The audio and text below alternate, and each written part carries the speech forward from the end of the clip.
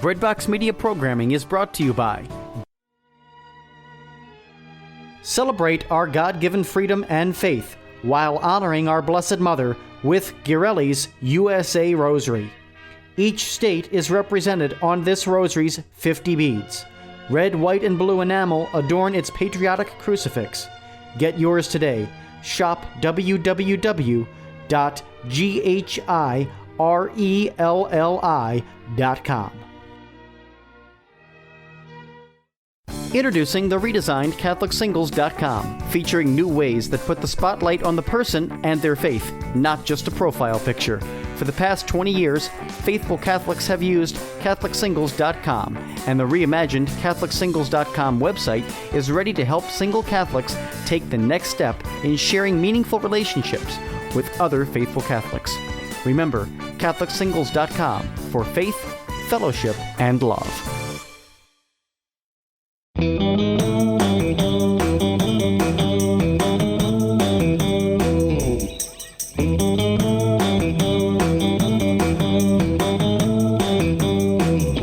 Friends, I am so excited this week on the podcast to have an extended conversation with an author who has truly inspired me through the work that she's done over the years. This week on the podcast, we welcome Susan Tassone, and she has long been known for her being a very passionate champion for the Holy Souls in Purgatory through many books that she's written. You've probably seen her through her numerous appearances on EWTN, and we're here today to talk with her about a beautiful new book that she has out. This book is entitled Day by Day with St. Faustina, 365 Reflections. The book is from Sophia Institute Press. Welcome to the show, Susan.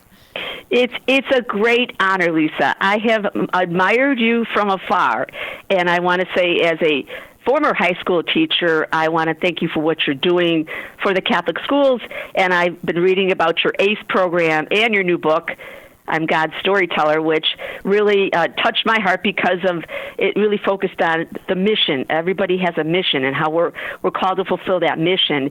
And also on your international level, I was pretty impressed. I love the picture you on your website of the big jug here. I don't know what they say it officially, but that was pretty impressive how you reach out internationally.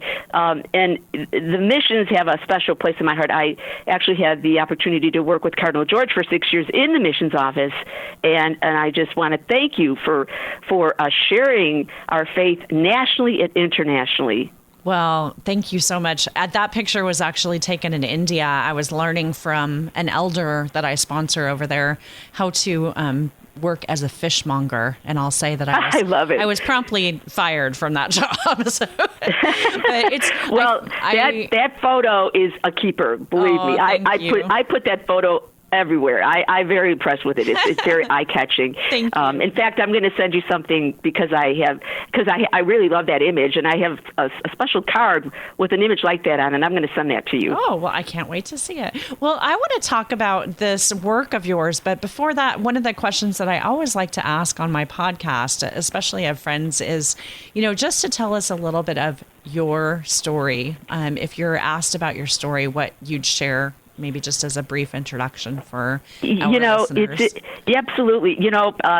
After I wrote a couple of books, people started to ask, how did you begin? And if I do express that whole story in Praying with the Saints for the Holy Souls in Purgatory. But Lisa, I didn't sign up for this. I studied at Loyola University and got my master's in religious education, and I was a high school teacher. I taught theology for a couple years at Catholic Girls High School here in Chicago, which I loved very much. But then there was a point where I decided there was something I needed to do. That Holy Spirit was moving around, and the nuns were putting notes in my mailbox about becoming a nun, and I'm like, I don't think so. so I love the Benedictines. They're wonderful. They were great to work for, and I just thought, I need to branch out. I was only 25 years old at the time, and I wanted more experience. So I left and joined. I was in the corporate world for 25 years, Wow. And I was in advertising. I worked for one of the largest ad agencies in the country. I saw God's path, which was really fascinating, how ad agencies hire a lot of ex-teachers because of the detail. We're very detail-oriented. So I learned a lot about print and writing, not knowing he was preparing me. And after that, I really decided I really wanted more of a mission. I missed that theology. I missed that wanting to give back. There was something missing. And, of course, I pray. I pray the 54-day Rosary Novena since I was 18. Very close to Our Lady. Our mother planted those seeds in our young hearts. So I did that, and I ended up working for a nonprofit agency for over 25 years as a development officer.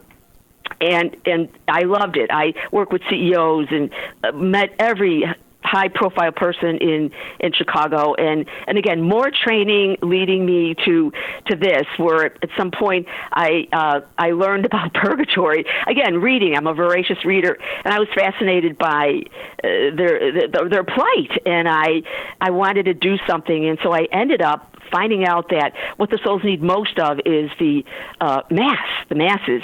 And I was very close to the church. I go to Mass every day, and I learned about the missions office and how our Catholic missionaries are in dire need of Mass stipends, and how I needed to. The nun was desperate because no one knows that they exist. Every diocese has a missions office, and I'm working full time, and I'm rolling my eyes, and she's looking at me, like forlorn. I'm like, oh my gosh, how am I going to do this? So I said, look, I'll try to help you a little. And I ended up collecting Mass stipends, and at the same time learning about purgatory, put the two together because that's what they need the most. And then fast forward, I ended up working for the missions office for several years, and the writing came after that. I was doing a radio show about this issue, about the missions and the souls, and probably like yourself, have you written a book? Well, no, and then I had things, providence, God's providence. That first book, Stations, Our Way of the Cross for the Holy Souls, was something that somebody handed to me that hadn't been printed in 80 years, and I was moved by the Stations. I'm not a Stations fan. I have trouble saying the Stations, but this one got me because it had to do with my family, it had to do with me, it had to do with our souls, and I published that. And I thought that would be the end, Lisa. Our Sunday Visitor published it. Yeah, I really did. I told you might even know some people at our Sunday Visitor. I told my editor, Jackie, I said, okay, thank you very much. It was great work. She goes, oh, no, this ain't it. I go, well, I don't know what you're talking about, but I'm going back to work. But it just, they came back to me and said, look, we need to do a series with Grishel. And as you know, he did a Praying in the Present series. Mm-hmm. And it just went one book after the other for the past, Lisa, 20 years. And I'm sure you can vouch for that. It has been, nonstop. Yeah, it's so interesting when you look back at your story, at the arc of your story, that you can see that at every point along the way, we sometimes think we're wandering aimlessly, but God is really getting us ready for all the pieces. Certainly working in marketing, most people don't necessarily think a Catholic author would need to know about marketing, but in today's world, that is a big part of our skill set. So, and how we share our faith is in we don't want to call it marketing, but, understanding how to effectively communicate something that's very important to you is a great gift. So I love that. Well, I'm glad that you're at the point that you are now and that your work is so fruitful. And I have to say, I think you wrote this book just for me, because I have to confess now. Which one? The Day by Day? This one. Yes. Day by Day was the new one. Okay. St. Faustina. Yeah, it was for you, Lisa. Thank you. On behalf of all the people like me, I've heard you interviewed. I listened to a show that you did with Father Frank on EWTN about this book, and I have to say that I have a love for Saint Faustina, but she has also befuddled and been a cross to me in a particular way over the last several years as I've come to know about her diaries. Because try as I might to dive in and to learn about divine mercy through reading her diaries, I'm a flunky. I'm a Faustina flunky, and so.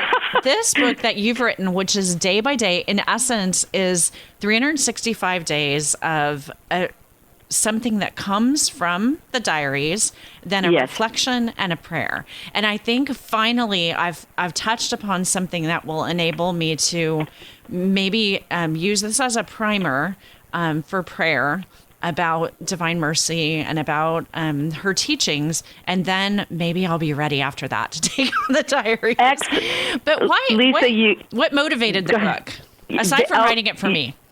You just got me so excited about what you're saying, because you are responding to exactly what I wanted to do, and for many, many, many people, because the Daughters of St. Paul told me that people come into their store with the diary and tell them that they read it, and now they don't know what to do with it.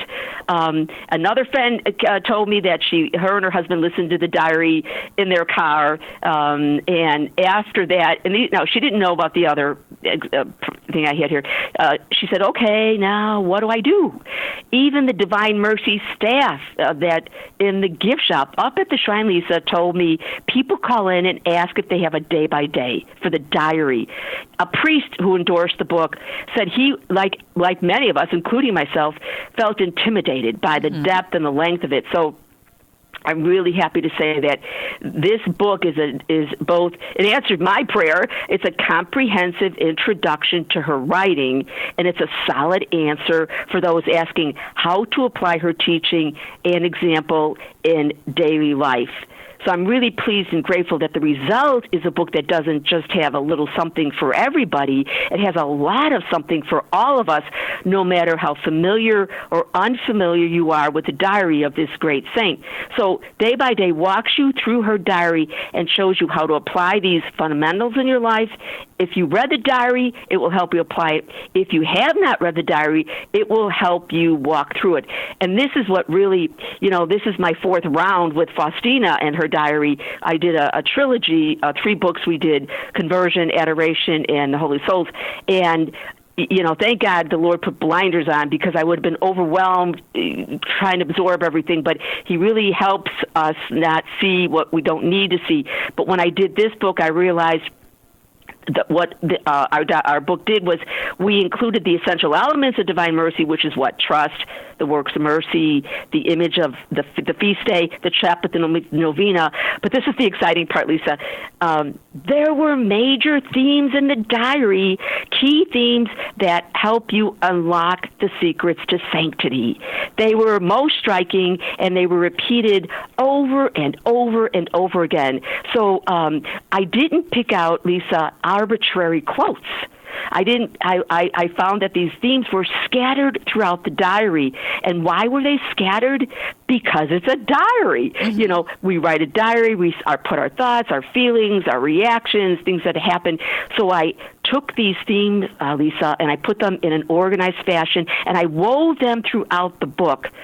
So in order for an art form to speak to today's modern world, it has to draw from a universal theme, and we have to present them in a very fresh way, I would say. And this is what the book does. I fleshed out the teachings, and I'm delighted you're reading it. It's an honor that you're reading it. And I put it in a contemporary language using eye-opening analogies and reflections to help apply these teachings from her throughout your own life. And I want to tell you, I'm sure you're going to ask me the next question. What are the themes? What were these key themes that were, that were repeated? And it's funny, Lisa, you do a lot of reading like I do. You read a lot about the saints. It was pretty much parallel.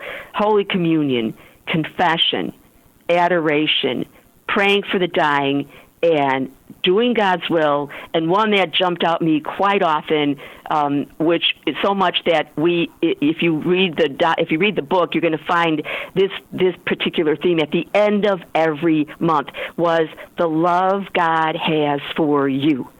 How much he loves you, and how he chose you, and how he chose you for a mission, and how we were not created, just for no reason. Each of us was a result of a thought of God. Each of us is willed. Each of us is loved, and we're very necessary. And that kept coming over and over again, which really moved me. So we put those particular passages at the end of every month. So those were the key themes that help unlock the secrets of sanctity. It's beautiful. Well, I want to ask you to take a step back for a moment. I know this is probably inconceivable to you because you've lived with her in your heart for the last several years. My roommate. But if somebody hasn't really been exposed to St. Faustina, can you give us sort of like an introduction to her life and her spirituality? It's hard to imagine that they might not know her, but I know that there are probably listeners out there who don't know very much about this amazing woman. Tell us a little bit about Yes, her. she was born in 1905. August 25th, 1905. And, she really was known for her childlike trust in God and became, quote, his apostle of mercy, because in the 1930s, our Lord asked her to proclaim this message of mercy to the whole world. And while Faustina really never left, if you read about her life, she never left a series of convents and healthcare facilities, because she also helped the sick during that pre-World War II in Poland. So she devoted her life to sacrifice, to suffering, to obedience, to good works for the needy, and she proclaimed it. And so in the 30s, she became a nun. She had her first vision of Jesus to print the image in 1931. In 1934, she completed the image, and it was only not until 1935, Lisa, that he gave her the words of the Divine Mercy Chaplet, and he wanted her to spread that particular prayer. She died on August 5th, 1938, at about 33 years old. So following her death, she had multiple sclerosis in 1938. As I said, she was 33. Her mission continued through the personal diary she had maintained to record the words of our Lord and heavenly visitors, Our Lady, her guardian angel. And time and again, she returned to their message that's at the core of God's love is His mercy. And so now Divine Mercy is celebrated worldwide on the second Sunday of Easter, and that chaplet of Divine Mercy is prayed by countless people, 3 in the afternoon, and the image we see in many churches and chapels and homes around the globe. Yes, and we've just come through this season where many of you have seen the image on your altar and perhaps didn't know that this Divine Mercy image, the image of Christ with the rays pouring forth, and those words, Jesus, I trust in you, that this woman is at the heart of promulgating that message.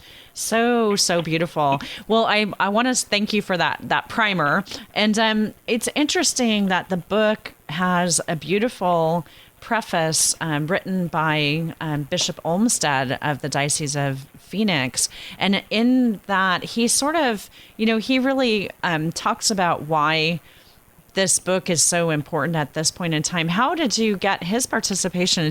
Does he have a devotion to St. Faustina? Yeah. Excuse me, I'm just recovering from a little cold. Yes, he does, and he is a fan of my books that I discovered. Well, that's nice. Yeah, that was a surprise. So that was easy. He loved my books, and I had known of him. The sisters in Arizona, Mother's sisters, as you know, built a monastery there, and I'm very close to Sister Mother Andre. And I just learned from her that of his love for Faustina and his love of my books. I had just done, last year I did a book on adoration, and she said, she said, here, why don't you give him a call? And so I called, and his wonderful assistant answered, and this was around end of November, almost December. And again, it's prayer, God's providence. She said, do you know he just walked out of the office with your, praying prayer book for St. Faustina prayer book for adoration and handed it to me and said, you need to read this. And, she said, he's a great fan of your books. And so I said, well, that's why I was calling. I said, I didn't know that. I'm very honored. Would he be interested in doing the forward? And, of course, he said yes. So that's how that happened. Many of the bishops and priests, if you don't mind me sharing this with you, Lisa, absolutely. I had worked for the missions office for Cardinal George for several years as his development officer. Oh, Lisa, and so when I saw that picture of you, in India, I'm like, oh, you were so close. I could feel the presence. I had the honor of meeting bishops from all over the world that would come in to the mission office looking for mass stipends and anything we could give them to bring them back for him to bring back to help his seminarians and his priests. So Lisa, I got to know these bishops, and if you don't mind me sharing, I mean, I don't get to share this too much if you don't mind. Please do. You're actually the first. Cardinal Sarah, who yes. we know, Yes. he was the Bishop of New Guinea. You know how far away that is, Lisa? And, I get letters from him, and we would send him mass stipends, and he'd be so grateful. So never knowing that he would be called to Rome, although I know now he's extremely holy, he's a great writer, and he endorsed the Adoration book. And so it was, some of the bishops I've worked with, and some I've learned know my work, and they love my work, and that's how I got connected with so many bishops. It's just a great honor to have their great support, and they've supported all my work. So that's just a little background. It's just very humbling, and they evangelize. It's great hearing from Bishop Olmsted, and he lets the world hear about Catholic authors. It's not only me. I think that they recognize that a tool like this. Let's talk a little bit about how the book is laid out. I kind of mentioned it before, but one thing that's interesting, to have a book like this fall into your hands at the end of May, as we record, we've just come through Memorial Day weekend, and I just prayed today the entry for May 28th, which is entitled "Carrying Me." And I wanted to just kind of maybe let our listeners have a little feel of what it might be like to pray with one of the days in the book. So on this day, the quote that you offer from the diary, paragraph 1264 says, "I live in the deepest peace because the Lord himself is carrying me in the hollow of his hand." And in your reflection, you write, "These days we would say palm, not hollow. It's the same word used in a traditional Irish blessing. And until we meet again, may God hold you in the hollow of his hand." Irish or Polish, it's a comforting image, especially when we feel frightened or lonely. And it's an accurate one, too. And then you lead us in prayer by saying, the hollow of your hand, dear Lord, there's no place I'd rather be now and forever. Jesus, I trust in you. I think that, our listeners can see how something as simple as this day's entry can lead us into a deep prayer to start our days. So if you're somebody out there who's been kind of struggling with, I want to have prayer as part of my daily life, but I don't exactly know what to do, a book like this is so perfect because it gives you a starting place. And then perhaps like Faustina, you'll be prompted by the reflection that Susan gives to go deeper and to do your own spiritual writing. How'd you come up with the format for the book? I came up with the format. I followed my day by day for the Holy Souls in Purgatory. That book is so popular that I thought we were looking at trying to do a part 2, and I just knew I wasn't called to do a part 2 because they got the best of the best in that book on purgatory. And then when this opportunity arose, then I knew go back, use that same format. That is,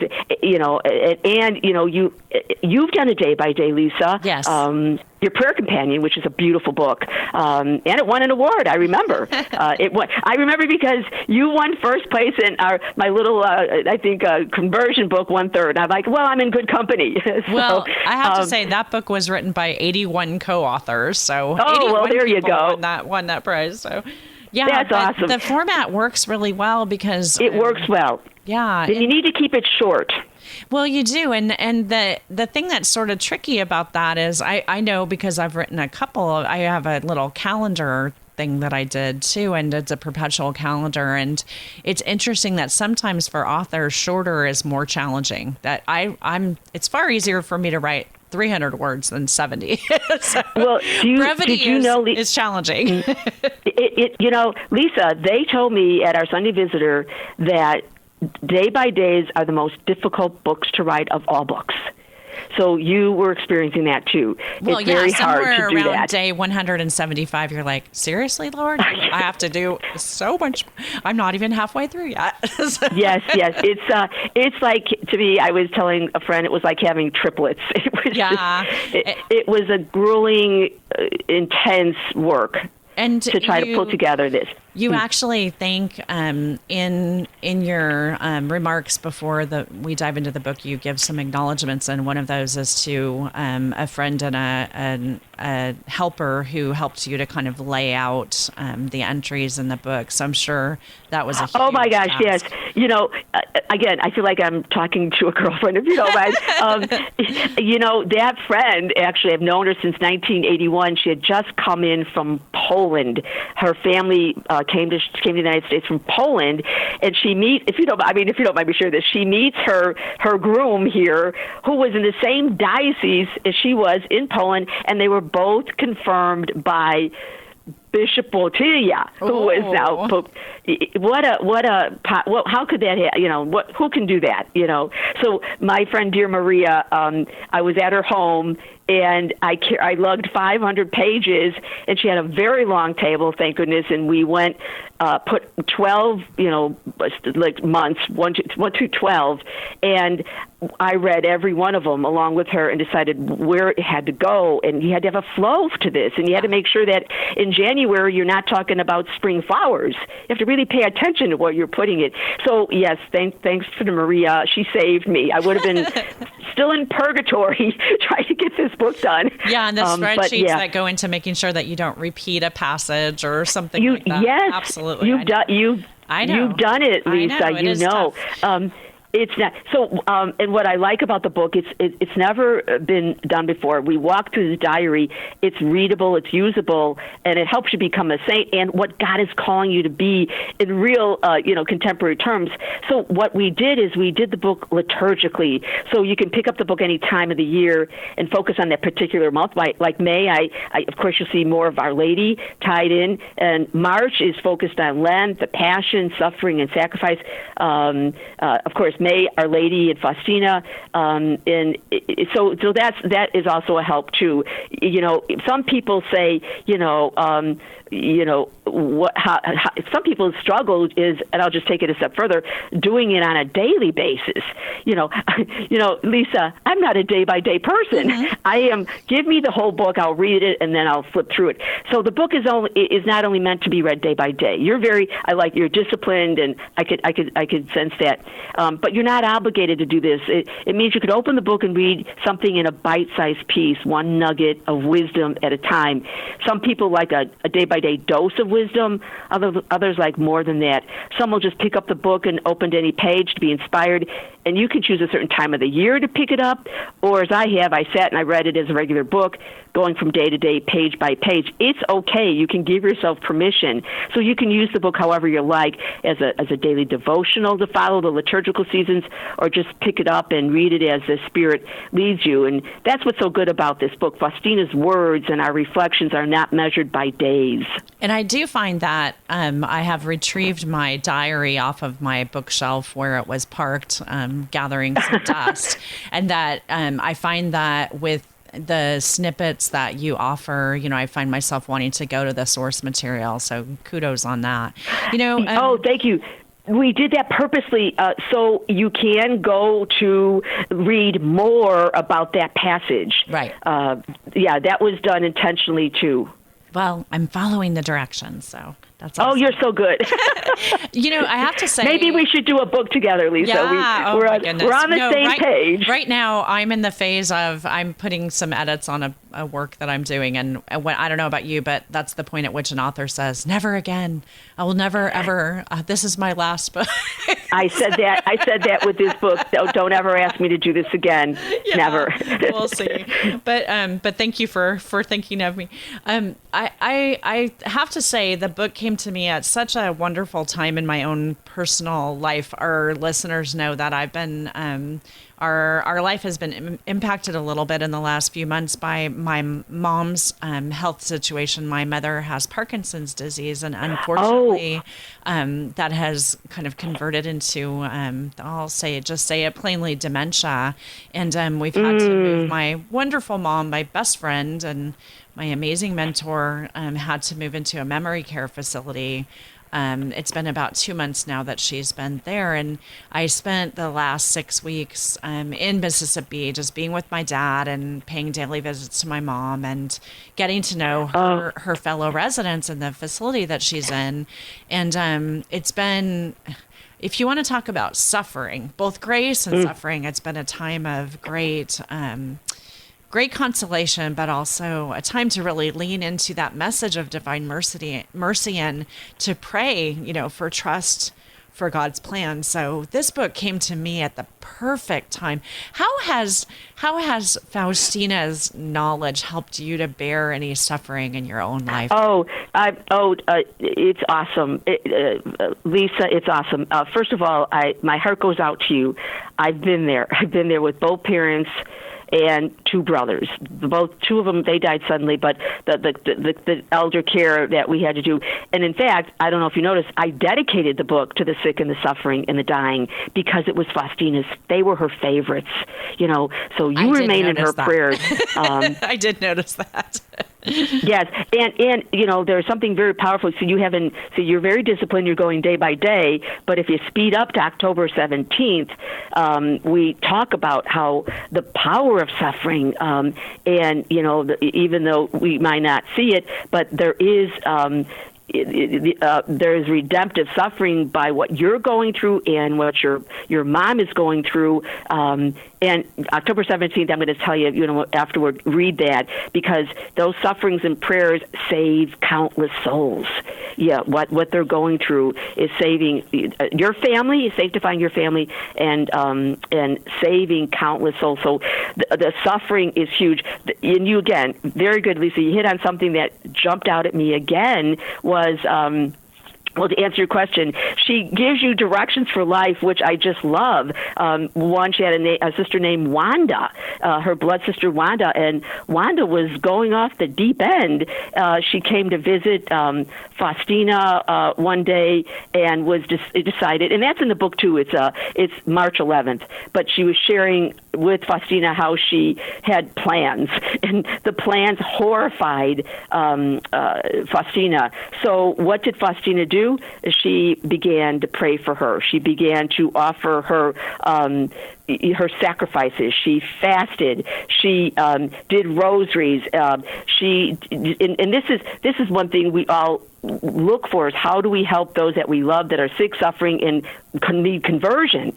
So she understood that God listens to us, and she said, for all those people and intentions whom I've promised, she said, your prayers push God, really force him to give them the graces that they need. So that was, I enjoyed that she said, it's okay to pester God. He likes to be pestered. He wants your prayers and sacrifices, and he wants your rosaries for your loved ones and your dear ones, because he holds them special, and to never give up. Because if you do, even if you may not see the fruits, you're going to block what he's trying to do to you and through you. So that really helped. She was bothered. She said, I don't live with angels. She lives with people just like we do. We live with families and spouses, and what she did and how she coped with, people that were too slow in the kitchen, and how she tried to offer it up. And one time she got very hurt by a nun, and she overheard a conversation, and it just broke her heart. I could just feel the pain. And she just turned to our Lord and said, look, this is for you. This is for the conversion of sinners. This is for the graces that, somebody may need right now. She took it and she transformed it, and she really became the one she befriended. So that's it's just her everyday experiences and how she handled them that helped me. Now, so two of them was the great love God has for us. That one just bowled me over. The other one, Lisa, that was repeated over and over again, over a dozen times was how important it was to pray for the dying, and that how our Lord appeared to her and said, pray for the dying, pray the chaplet. So much so that at one point she was praying a litany for somebody that was dying. The guardian angel appeared to her and stopped her and said, pray the chaplet. And the power of the chaplet was stressed over and over again. That jumped out at me. I say it more fervently now and more intensely and more than one time a day. And from that, she started to pray, which was an important lesson that for me that I took away, was she started to pray for her own death. And she did prayers for the dying. And she, in fact, let me just tell you, I'm veering off a little bit, but what's the shortcut? What's the grace of a happy death, Lisa? Is it to die with a smile on your face? Well, no. I'll tell you what it's not. It's not to die in the state of California or the state of Illinois, but in the state of grace. And how do you do that? One of the shortcuts I've learned was First Fridays, First Saturdays give you that grace to do those for Our Lady in reparation of the, of her Immaculate Heart and Sacred Heart. There was another thing. Again, my mother was dying at one point when I was writing a book. After I wrote a book, my mother had died, and my publisher said, "Why don't you write something to help people get them through?" The state of whatever state they're in, if they're sick, suffering, or dying. So what I did, Lisa, I did a book called Prayers, Promises, and Devotions for the Holy Souls in Purgatory, because while I was going through the diary, Faustina kept talking about, we did the prayers for the dying, and I'm saying, okay, where are they? And then in another part of the diary, we did the prayers for the dying. There were none. She never explained what they were. But it just so happened back in 2002, I was asked to do a book that had prayers for the sick, suffering, and dying, and the apostolic pardon. So I kind of, I've been talking about that in conjunction with this book. So those were it was just the way she lived. She shared what she went through, her feelings, her desires, her pains. She would go to adoration and just really lay it to our Lord. All her pains, all her worries, all her fears, and he transformed her. Adoration was very critical to her. She was called St. Faustina of the Blessed Sacrament, and that's who do we know that, who are some of the big heavy hitters in adoration? Mother Angelica, Mother Teresa, John Paul. They knew that adoration was an integral part of transforming the world, and that's what she did. So, it was just... the E.W. Chan told me, Lisa, it was probably one of the finest books that I've done. I love the book. I carry it myself. So those are the kinds of things that influence me. It's now in my wish list for Amazon. So I'm going to be pestering you for an autograph next time I see you. Do you want? Oh, I'll send you two, Lisa. And I have to say, just one extra little tidbit of a gift in this particular book. Day by Day with St. Faustina are the appendices, and in Appendix B, you offer instructions on how to pray the Chaplet of Divine Mercy. If you're somebody out there who's never prayed this prayer before, who doesn't keep that holy hour in the afternoon, this might be something special to add into your prayer journey too.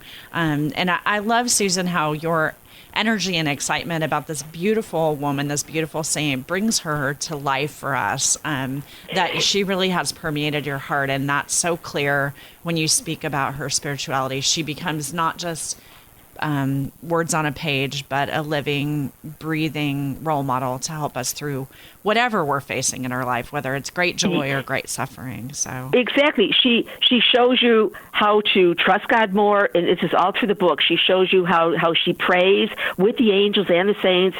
She shares how she got along better with others, and the secret to sanctity. Do you know what the secret to sanctity is? That she said, and all great saints say this, including Mother Angelica told me, it's the way out of purgatory. She did the will of God in all things in the present moment.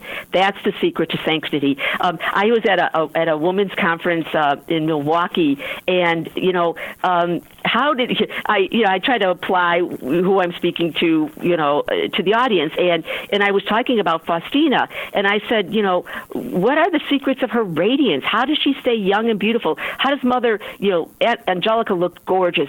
I'd met her once, Lisa. Her skin skin was like porcelain. I wanted to know what cream she used for her face.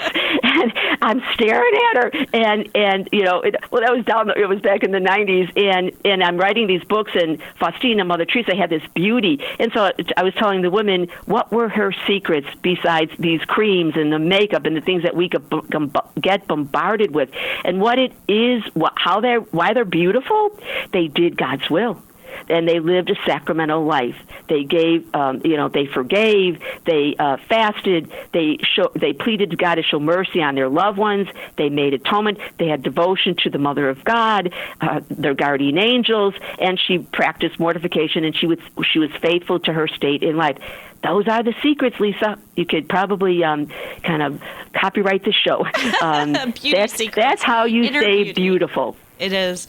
Susan, that's the inner beauty. Such a gift. I have to just say again, thank you personally for introducing me to this book, and it will definitely. I will be with you every day as I'm praying this, and so I'll lift up your intentions as well when I do that. Thank you. I'm wondering what's next and how our listeners can connect with you if they want to bring you out to speak or just to follow your work more.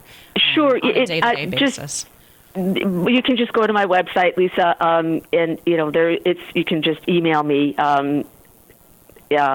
What's my email? SusanTassone.com is my website.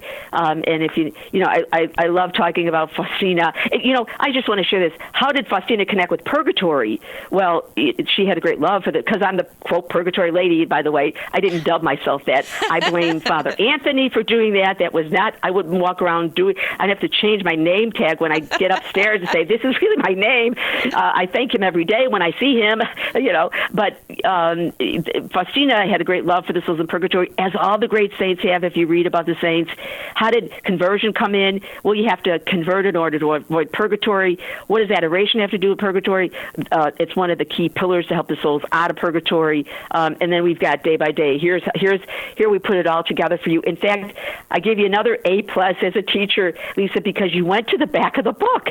And what else is in the back of the book, Lisa, I wanted to point out, that's not anywhere. One of the Marian fathers called me and he said, do you know that there are promises that Jesus made to anyone that prays, promotes, or has a devotion to divine mercy? And those promises have not been pulled together in one place. So in the back of the book are these incredible promises about divine mercy. Yeah, it really is a rich work and something that would be a great gift for anyone in your life, especially you, listener, if you're just looking for, if you're seeking, which we all are. That's why we, spend time listening to shows like this. So Susan, are you working on a next book at this point? Oh, it's funny. Lisa, I'm following you. You think, okay, we're done. Well, there's one, there's a sequel to this one, Lisa. Okay. So you'll be at the top of the list to get and I'll be sure when we send it out to you, you will get an autographed copy. I won't have to I'll put that in. Yeah, there was something that I discovered in the diary. And of course, the Marians keep coming back and say, well, this hasn't been covered in this. I'm like, okay. So now we've got one last thing I want to do. Well, I won't say last, but yeah, there's a sequel that I want to. That's good. That makes me happy. You're right. The next thing, it's you just keep going until it's over. Well, my tea bookshelf needs more entries by you, Susan. So that's fantastic. Well, I always hate to say goodbye, but it's been such a great conversation. I hope we can do this again in the future. And I want to let our friends who are listening know that we will have links in our show notes to Susan's website, SusanTassone.com. And definitely, if you're lucky enough to have a Catholic bookstore near you, walk in and ask for this book. It's also available through her publisher, Sophia Institute Press, and we'll have links to that. And of course, you can find most books at Amazon. So, Susan, thank you so much for your time today and for the gift of your writing. Yeah, Lisa, thank you, too, as well, for your beautiful writing and for your great travels. I don't know if I'd want to go to Tanzania to talk about purgatory, but I'm glad you're there. It's awesome. You definitely would want to go. Well, friends, that's it for this week's show. You can definitely support the show by going over to wherever you listen to your podcast and leaving us a star rating or a review. If there's a guest that you'd like to hear from, I'd love your feedback. You can always reach me at lisa@catholicmom.com. And definitely, if you're on social media, follow me in those places at next week, I wish you and yours all the best, friends. God bless. Have an amazing week.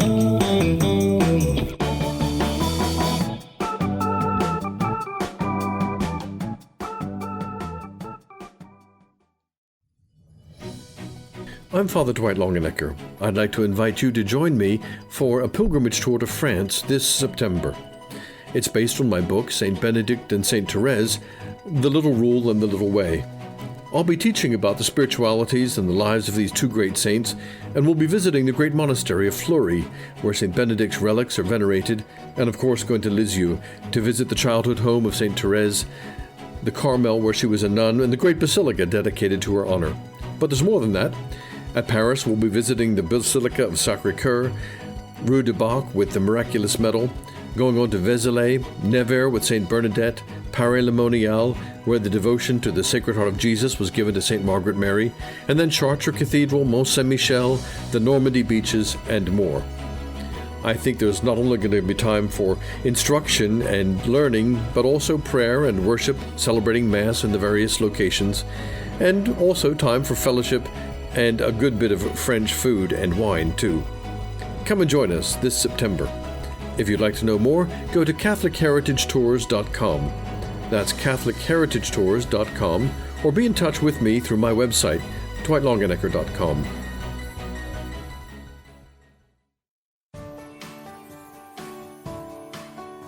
Breadbox Media programming is brought to you by Jack Kane Ford.